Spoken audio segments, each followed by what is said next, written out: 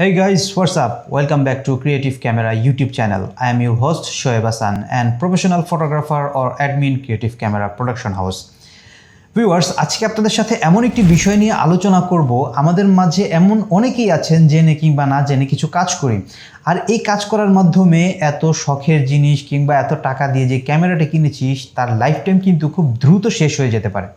অর্থাৎ আপনার ভুলের কারণেই আপনার ক্যামেরাটা আস্তে আস্তে নষ্ট হয়ে যেতে পারে খুব দ্রুত। তো সেই কাজগুলো কি কিংবা এর থেকে আমরা কিভাবে বাঁচতে পারি, আশা করি আজকের ভিডিওটা যদি আপনি না টেনে মনোযোগ দিয়ে দেখেন তাহলে আপনার ক্যামেরা অন্তত এতটুকু বলতে পারি যে সময়টা যেত তার চেয়ে আপনি বেশি সময় টিকিয়ে রাখতে পারবেন। অর্থাৎ আপনার যে সময়টা চাচ্ছিলেন তার চেয়ে বেশি সার্ভিস আপনি আপনার ক্যামেরার কাছ থেকে পেতে পারেন। সো অবশ্যই ভিডিওটা কন্টিনিউ করতে থাকেন। আর যারা আমাদের ভিডিওগুলো দেখে লাইক দিয়ে শেয়ার করে এবং অবশ্যই চ্যানেলটাকে সাবস্ক্রাইব করে ফলো করে নিন, ফলো করবেন। তো চলেন ভিডিও শুরু করা যাক। ওয়েলকাম ভিউয়ার্স, আজকের ভিডিওতে আবার আপনাদেরকে। ভিউয়ার্স, শুরুতেই বলেছি যে আমরা কিছু ভুল করি, আর এই ভুলের মাধ্যমে আমাদের ক্যামেরার কিন্তু লাইফ টাইমটা আস্তে আস্তে ধ্বংস হয়ে যায়।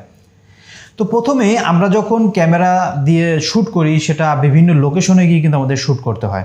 বিশেষত যারা একদমই নতুন ফটোগ্রাফি কিংবা ভিডিওগ্রাফি করতেছেন তারা সবচাইতে বড় যে ভুলটি করেন, আউটডোরে যখন শ্যুটিংয়ে যান তাদের কিন্তু বিভিন্ন ধরনের লেন্স পরিবর্তন করতে হয়। তখন কি করেন, তারা লেন্সের যে মাউন্টে অর্থাৎ বডিতে যে মাউন্টটা লাগানো থাকে সেই মাউন্টটা উপর দিকে রেখে ডিসপ্লেটা নিচের দিকে করে তারা ক্যামেরাটা লেন্স থেকে আলাদা করেন। এতে কি হয়, যখন আপনার ক্যামেরাটার মাউন্ট যে অর্থাৎ লেন্সের যে মাউন্টটা সেটা যদি উপর দিকে থাকে এতে মিররটাও কিন্তু উপর দিকে থাকে এবং সেই সাথে ক্যামেরার যে সেন্সরটি সেটাও কিন্তু উপর দিকে করা থাকে। আর আমরা প্রত্যেকেই জানি আউটডোরে কিন্তু প্রচুর পরিমাণে ডাস্ট থাকে যেগুলো ক্যামেরার জন্য খুবই ভয়াবহ ক্ষতির সম্মুখীন বয়ে আনে। সাপোজ ধরুন আপনি আপনার ক্যামেরার লেন্সটি ওইভাবে করে আলাদা করতেছেন, আলাদা করে সাথে সাথে আপনি আরেকটা লেন্স লাগিয়ে নিচ্ছেন।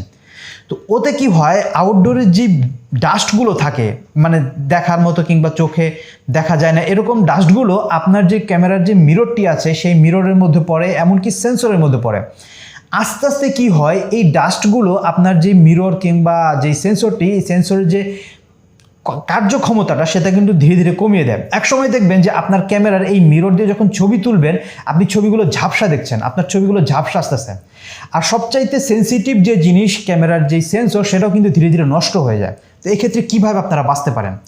আপনারা যখনই আউটডোরে শ্যুট করবেন, কারণ আমাদের কাজের ক্ষেত্রে আমাদের কিন্তু আউটডোরে শ্যুট করতে হয়, তো সেক্ষেত্রে আপনারা সবসময় লেন্সটা খোলার সময় এই জিনিসটা খেয়াল রাখবেন, যখন লেন্সটা খুলবেন আপনাদের ডিসপ্লেটা থাকবে উপরে আর লেন্সের যে মাউন্টটা সেটা থাকবে নিচে।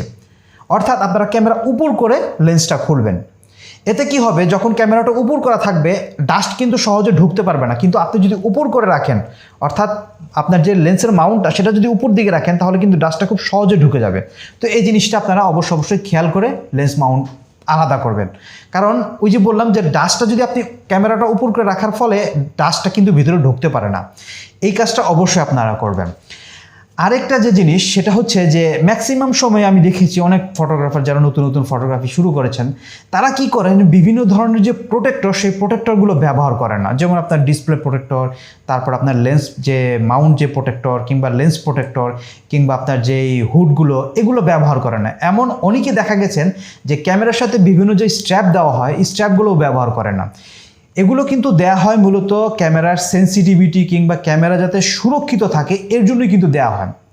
এছাড়া চাইলে আপনারা ক্যামেরার নিচে বিভিন্ন ধরনের যেই বোথ সাইড টেপ অথবা বিভিন্ন ধরনের যেই স্পঞ্জ সেগুলো ব্যবহার করতে পারেন। এতে কি হবে, ক্যামেরা কিন্তু আপনার সুরক্ষিত থাকবে। আর সবচাইতে মূলত যে জিনিসটা আপনারা অনেকেই দেখা যায় যে স্ট্র্যাপ ব্যবহার করেন না কিংবা কাঁধে ঝুলানোর জন্য বিভিন্ন ধরনের যে বেল্টগুলো আছে সেই বেল্টগুলো ব্যবহার করতে পারেন। এতে ধরুন হঠাৎ করে আপনার ক্যামেরাটা হাত থেকে পড়ে যেতে পারে, পড়ে যাওয়ার ফলে আপনার লেন্সটিও যদি আপনার হাত থেকে পড়ে যায় সেক্ষেত্রে কিন্তু আপনার লেন্সের হুডটি আপনাকে সুরক্ষা রাখবে। তারপরে আপনার লেন্সের যেই প্রোটেক্টরটি থাকে লেন্স প্রোটেক্টর সেটা কিন্তু লেন্সের যে ভেতরে যে কাঁচটি থাকে সেই কাঁচটাকে কিন্তু প্রোটেক্ট করবে। এছাড়া অনেক সময় দেখা যায় যে বিভিন্ন জায়গায় গেলে পর আমরা যখন ট্রাভেলিং করি তখন সেই ক্ষেত্রে কিন্তু আমাদের যে ক্যামেরার যে স্ক্রিনটি আছে সেটার মধ্যে কিন্তু স্ক্র্যাচ পড়ে যেতে পারে। এক্ষেত্রে আপনারা যখন একটা প্রোটেক্টর ব্যবহার করবেন এতে কিন্তু আপনার ক্যামেরাটা সেফ থাকবে। এখন বাজারে অনেক ভালো মানের যে ক্যামেরা গ্লাভস পাওয়া যায়, অর্থাৎ পুরা ক্যামেরাটা আপনার যে স্কিন যেই পুরা ক্যামেরাটা কভার করে রাখবে এরকম ধরনের কিছু কভার পাওয়া যায়। এই কভারগুলো আপনারা ব্যবহার করতে পারেন। আর সবচাইতে মূলত যে মেন যে বিষয়টা সেটি হচ্ছে যে আপনারা যখন স্ট্র্যাপটা ব্যবহার করবেন এতে কি হবে, আপনার ক্যামেরাটা পড়ে যাবে না, কিন্তু পড়ে যাওয়ার ভয়টা 100% থাকবে না, কারণ ওই স্ট্র্যাপটা ব্যবহার করার মাধ্যমে আপনার ক্যামেরাটা সেফ থাকবে। এবং সবচাইতে নিরাপদ যে কাজটা সেটা হচ্ছে আপনারা চাইলে যে সাইডের যেরকম বেল্ট আছে এই বেল্টগুলো আপনারা ব্যবহার করতে পারেন। এতে কি হয় যে স্ট্র্যাপ যখন আমরা ব্যবহার করি অনেক সময় দেখা যায় ক্যামেরার ওজনের কারণে আমাদের ঘাটটা ব্যথা করতে পারে, তো আপনারা যখন সাইড বেল্টগুলো ব্যবহার করলে খুব ইজি হয়, কারণ ক্যামেরাটাও ব্যবহার সহজ হয়। এরপর আরেকটা মোস্ট অফ দ্য যে ভুলটা নতুন যারা ক্যামেরা ফটোগ্রাফি কিংবা ভিডিওগ্রাফি করতেছেন, ক্যামেরা চালানো শুরু করেছেন, তারা সবচাইতে বড় যে ভুলটি করে রাখেন, সাপোজ ধরুন আপনি আপনার ক্যামেরার ব্যাটারি ঢুকিয়ে আপনি ফটো শ্যুট করতেছেন কিংবা ভিডিও শ্যুট করতেছেন, তো ভিডিও শ্যুট হয়ে গেছে কিংবা শেষ হয়ে গেছে, শেষ হওয়ার পর আপনি ক্যামেরা থেকে আপনার যে ডাটাগুলো সেগুলো আপনি আপনার পিসিতে ট্রান্সফার করে নিচ্ছেন। এরপরে অনেকেই যে কাজটা করেন, ক্যামেরা থেকে ব্যাটারিটি খুলে রাখেন না, ওইভাবেই ক্যামেরার ব্যাটারি সহ ক্যামেরাটি রেখে দেন। এতে কি হয় যে ব্যাটারির ভেতরে যেই লিকুইড যে পদার্থগুলো থাকে এগুলো কিন্তু আস্তে আস্তে বের হতে থাকে। আর এইটা জিনিস সবসময় খেয়াল রাখবেন যে ব্যাটারির ভিতরে যে লিকুইডগুলো এগুলো কিন্তু ক্যামেরার জন্য প্রচণ্ড পরিমাণ ক্ষতি বয়ে আনে। তাই বলবো আপনারা যখনই কোনো কাজ শেষ করবেন, অর্থাৎ যে ধরনের কাজই করুন না কেন, ফটোশ্যুট করুন কিংবা ভিডিও শ্যুট করুন, কাজ শেষ হওয়ার সাথে সাথে আপনারা ব্যাটারিটা খুলে ফেলবেন। আর আরেকটি ভুল সবচাইতে বেশি যারা করে থাকেন তারা হচ্ছে যে যেই ব্যাটারির যেই লাইফটা সেটা বাঁচানোর জন্য কি করেন, ধরুন 5টা-10টা ছবি তুলেছেন কিংবা আপনার 5 মিনিট 10 মিনিটের ভিডিও করেছেন, শাট করে কি করেন ক্যামেরাটা বন্ধ করে দেন। আবার কতক্ষণ পরে দেখা যাচ্ছে শ্যুট শেষ হয়নি, তার কাজ কিন্তু শেষ হয়নি, আবার কি করেন শাট করে আবার ক্যামেরাটা অন করে দেন। এই বারবার অন অফ আপনারা ক্যামেরাতে করবেন না, কারণ হচ্ছে এই যে আপনি যখন বারবার অন অফ করতেছেন এতে কিন্তু সেন্সরের উপর প্রচণ্ড পরিমাণ প্রেশার পড়ে, আর আপনার যে অন অফ বাটনটি আছে এটার উপরেও কিন্তু প্রচণ্ড পরিমাণ প্রেশার পড়ে, তাই এই কাজটা করবেন না। আরেকটি মূলত সবচাইতে গুরুত্বপূর্ণ যে কাজ সেটা হচ্ছে যে আপনারা যখন ক্যামেরা ব্যবহার করার সময় চেষ্টা করবেন আপনাদের হাতটা পরিষ্কার করে নেওয়ার জন্য। আমরা যারা মানুষ আমাদের কিন্তু হাত অনেক সময় ঘামে, অনেক সময় না ম্যাক্সিমাম সময় অনেকে দেখবেন যে হাত ঘেমে একদম ভিজে থাকে, আর এই ভেজার মাধ্যমে কি হয় আমাদের হাতে প্রচুর পরিমাণে ময়লা পড়ে। আর এই ময়লাওয়ালা হাত দিয়ে যদি আপনি আপনার ক্যামেরাটা ব্যবহার করেন, ওই ময়লাগুলো কিন্তু আস্তে আস্তে ঘামে ভিজে ভিজে আপনার ক্যামেরার সাথে ক্যামেরার বডিতে লেগে যায় এবং ওইখান থেকে ফাঙ্গাস আক্রমণ হয়। এর জন্যই বলবো আপনারা যখন ক্যামেরা ব্যবহার করবেন, যেখানেই ব্যবহার করুন না কেন, আউটডোরে কিংবা ইনডোরে, আপনারা চেষ্টা করবেন ক্যামেরাটা ধরার সময় হাতটা পরিষ্কার করে মুছে নেবেন কিংবা চেষ্টা করবেন হাতটাকে শুকিয়ে নেওয়ার জন্য। যদি একদমই শুকানো পসিবল না হয় তাহলে সেক্ষেত্রে আপনারা হাতটা মুছে নিয়ে তারপর আপনার সেই হাত দিয়ে আপনারা ক্যামেরা ব্যবহার করবেন। আর সবচাইতে মেন যে জিনিসটা আপনারা অবশ্যই ফলো করবেন, মাঝে মধ্যে আপনারা আপনাদের ক্যামেরাটা পরিষ্কার করবেন। সেটা বিভিন্ন ধরনের যে ক্লিনিং কিট আছে সেই ক্লিনিং কিট দিয়ে আপনারা ক্যামেরাগুলো পরিষ্কার করবেন, কারণ ক্যামেরার সবচাইতে বড় যেই শত্রু সেটি হচ্ছে ময়লা এবং হচ্ছে ফাঙ্গাস।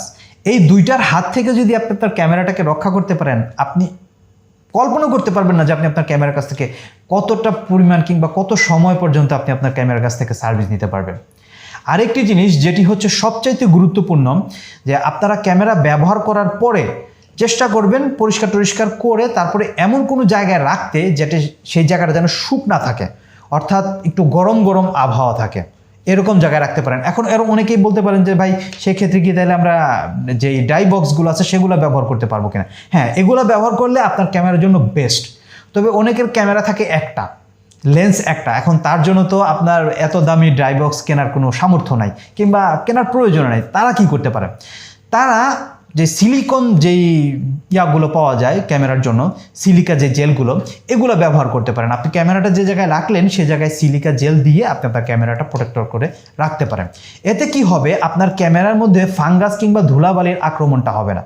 মূলত সবচাইতে বড় যে ক্ষতিটি করে আমাদের ক্যামেরার সেটা হচ্ছে ফাঙ্গাস। আর এই ফাঙ্গাসের হাত থেকে যদি আপনি আপনার ক্যামেরাটাকে বাঁচাতে পারেন, আপনি ক্যামেরার কাছ থেকে অনেক দিন পর্যন্ত সার্ভিস পাবেন। আশা করি আজকে যে বিষয়গুলো আপনাদের সাথে শেয়ার করলাম, এই ছোট বিষয়গুলো যদি আপনারা খেয়াল করে এবং খুবই গুরুত্ব সহকারে প্রয়োগ করেন, তাহলে আপনাদের ক্যামেরার কাছ থেকে আপনারা কল্পনা করতে পারবেন না যে এত লং টাইম আপনারা ক্যামেরার কাছ থেকে সার্ভিস পেতে পারেন। আর সবচাইতে বড় জিনিস সেটা হচ্ছে যত্ন। যে জিনিসই ব্যবহার করুন না কেন অবশ্যই যত্ন করে ব্যবহার করবেন। তো আশা করি আজকের ভিডিওর মাধ্যমে আপনাদেরকে যে জিনিসটা বোঝানোর চেষ্টা করলাম আপনারা বুঝতে পেরেছেন এবং যেভাবে বললাম সেভাবে যদি কাজ করেন তাহলে এতটুকু বলতে পারি আপনাদের ক্যামেরা সেফ থাকবে নষ্ট হওয়ার হাত থেকে রক্ষা থাকবে। আর সবচাইতে বড় বিষয় যেটা, সেটা হচ্ছে যে ক্যামেরাকে যত্ন করে ব্যবহার করবেন, এটাই হচ্ছে সবচাইতে বড় বিষয়। তো সবাই ভালো থাকবেন, সুস্থ থাকবেন। আজকের মতো এই ভিডিও থেকে আমি সোহেব হাসান এখানেই বিদায় নিচ্ছি। সেই পর্যন্ত অপেক্ষায় থাকুন নতুন একটি ভিডিও না নিয়ে আসা পর্যন্ত। Good bye.